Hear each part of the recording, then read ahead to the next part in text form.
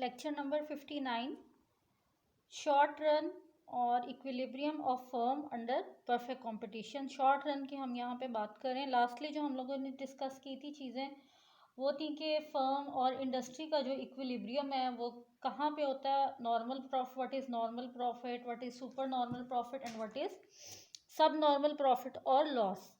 तो आज जो एक टॉपिक हम डिस्कस करें, this is about the equilibrium of a firm under perfect competition and the condition is short run। short run के अंदर एक फर्म जो है इक्विलिब्रियम कैसे अटेन करती है और कंडीशन कंपटीशन कौन सा है, परफेक्ट कंपटीशन है, यानी कि ना मोनोपोली है ना ये इम्परफेक्ट कंपटीशन है बल्कि परफेक्ट कंपटीशन है जिसमें और भी काफ़ी फर्म्स हैं जो मार्केट के अंदर ऑपरेट कर रही हैं।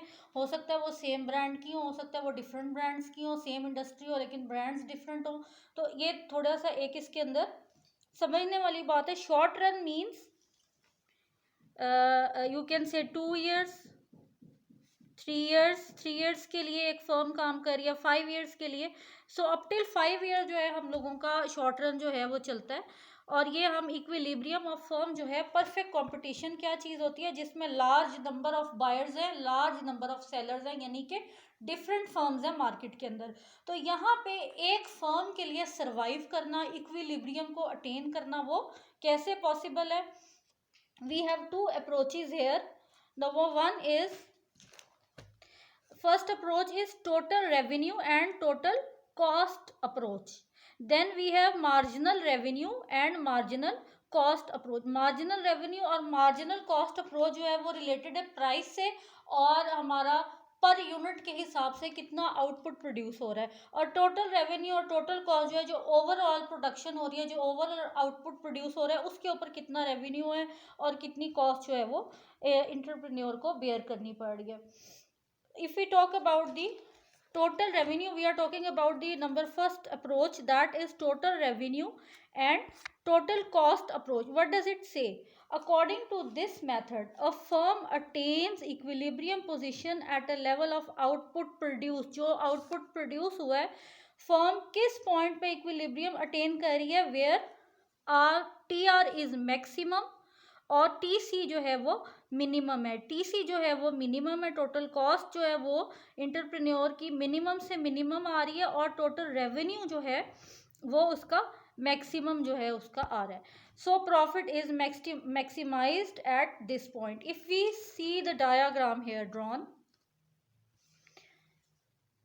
this is x axis, this is y axis, quantity produced is at x axis और जो दूसरे हमारे पॉइंट्स हैं, जो हमारा टोटल कॉस्ट है, जो रेवेन्यू है, वो हमारा जो है वो y एक्सिस पे लिया गया है। सो पहला जो हमारा कर्व है वो टोटल रेवेन्यू का कर्व है जो जीरो से स्टार्ट हो रहा है। At 0 point there is no revenue. जाहिर सी बात है, जहाँ पे प्रोडक्शन ही नहीं हुई तो वहाँ पे रेवेन्यू कैसे आएगा। तो जैसे जैसे ये टोटल रेवेन्यू का कर्व जो है, that is the straight line. अब ये जो है ये straight line, the question arises why this total revenue is a straight line sloping upwards. This mean that which is a straight, this is sloping upward because this is so marginal revenue और rate of change जो यहाँ पे आ रहा है, हमारा जो marginal revenue है और rate of change total revenue under perfect competition remain constant। यहाँ पे हमारा change in marginal revenue जो है ये पर यूनिट जो है वो कांस्टेंट रहेगा। पर यूनिट आउटपुट जो प्रोड्यूस हो रहा है वो, जैसे for example 10 units of shoes जो है वो प्रोड्यूस हो रहे हैं तो वो 10 यूनिट्स ही जो है वो प्रोड्यूस होते रहेंगे, इससे ज़्यादा जो है वो नहीं, क्योंकि मोर एंड शॉर्ट रन में ज़्यादा से ज़्यादा लेबर्स हायर करना वो, क्योंकि कॉस्ट ऑफ प्रोडक्शन उस पर फिर ज़्यादा वेजेस ज़्यादा पे करनी पड़ेंगी। तो इंटरप्रेन्योर या उसकी कोशिश होती है कि जो मैंने लेबर्स हायर किए हैं, जो मैंने मशीनरी जो ख़रीदी हुई है, मैं उसी के ज़रिए जो है काम करूं और उसी के थ्रू जो है वो रेवेन्यू ज़्यादा से ज़्यादा जनरेट करने की कोशिश करूं। तो यहाँ पे टोटल रेवेन्यू का कर्व इसलिए स्ट्रेट है और स्लोपिंग अपवर्ड है, वो इस वजह से कि हमारे मार्जिनल रेवेन्यू में कोई भी चेंज नहीं आ रहा, मार्जिनल रेवेन्यू जो है वो कांस्टेंट है। अभी आप देखें यहाँ पे, अब जो ये टोटल कॉस्ट का जो कर्व स्टार्ट हो रहा है, that is starting from the point F. यहाँ से ये स्टार्ट हुआ है और यहाँ पे आप देख सकते हैं कि this is total cost is here greater than total revenue. फिर यहाँ पे टोटल कॉस्ट कम हो गई है जो हमने कंडीशन पढ़ी है, और टोटल रेवेन्यू जो है वो ज़्यादा है, यानी कि ये जो चीज़ है this area here total revenues are greater than total cost. So this is the point where the firm is earning super normal profit because here total revenues are greater than the total cost beared by the entrepreneur. यहाँ पे ये जो point है, इस point से लेके you can call it O, you can call it Q, from O to Q this point, और यहाँ पे H और K जो है यहाँ पे maximum जो है वो सुपर नॉर्मल प्रॉफिट एक फर्म जो है वो अर्न कर रही है, क्योंकि आप देख सकते हैं कि यहाँ पे इस पॉइंट पे आके टोटल कॉस्ट बिल्कुल ही डिक्रीज हो गई है और टोटल रेवेन्यू जो है वो बहुत ज़्यादा इंक्रीज होता हुआ नज़र आ रहा है। अब हम आगे जाते हैं, हम देखते हैं कि जूं यहाँ पे इंक्रीज हो रहा है तो टोटल कॉस्ट भी बढ़ती जा रही है, और एक पॉइंट आया है जहाँ से क्रॉस करके टोटल कॉस्ट टोटल रेवेन्यू को एक्सीड कर गई है। ये वाला पॉइंट Q1 जहाँ पे प्रोड्यूस हो रहा है आउटपुट, और Q2 जिधर प्रोड्यूस हो रहा है, यहाँ पे टोटल कॉस्ट हमारे टोटल रेवेन्यू से ज़्यादा है। लेकिन इन बिटवीन अगर हम देखते हैं तो यहाँ से जो पॉइंट लिया जा रहा है ये O से Q तक जो है, this point is here total revenues are increasing, और these are the points, this is the main point where a firm is earning super normal profit.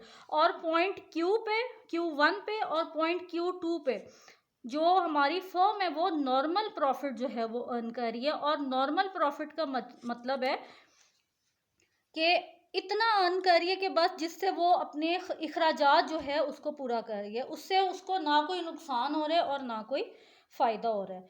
और यहाँ से आप देखें जो हमारा पॉइंट ज़ीरो है और ये एक पॉइंट एफ लिया गया है जहाँ से हमारी टोटल कॉस्ट शुरू हो रही है।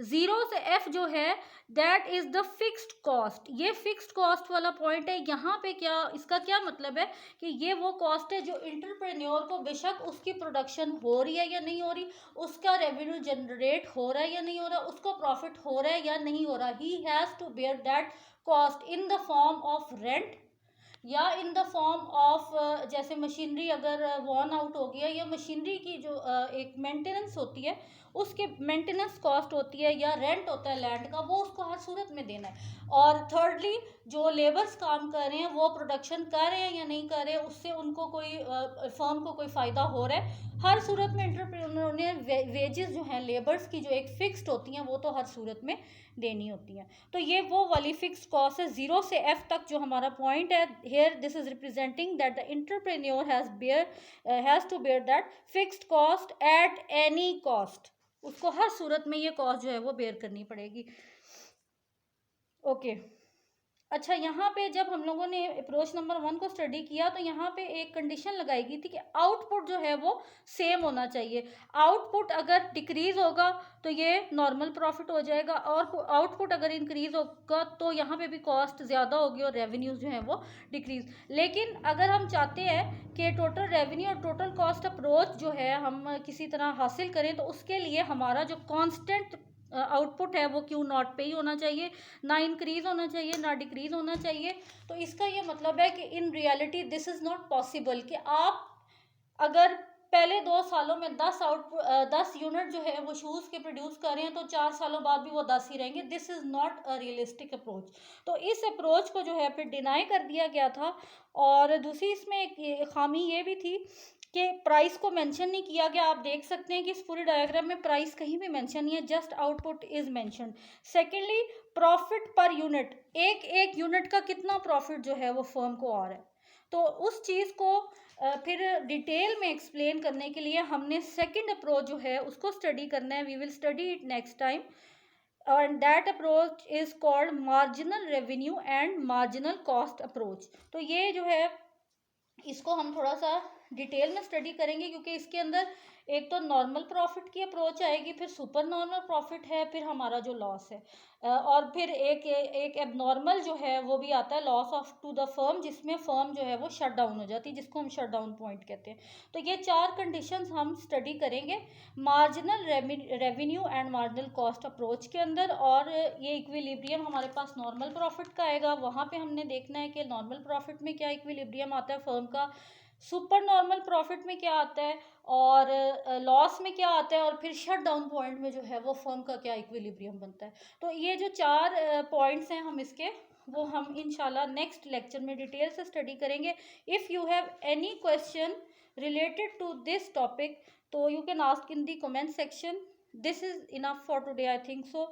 पहले ये थोड़ा बहुत समझना ज़रूरी था। नेक्स्ट जो टॉपिक है वो मार्जिनल रेवेन्यू और मार्जिनल कॉस्ट अप्रोच होगी, उसको हम नेक्स्ट उसमें लेक्चर में स्टडी करेंगे।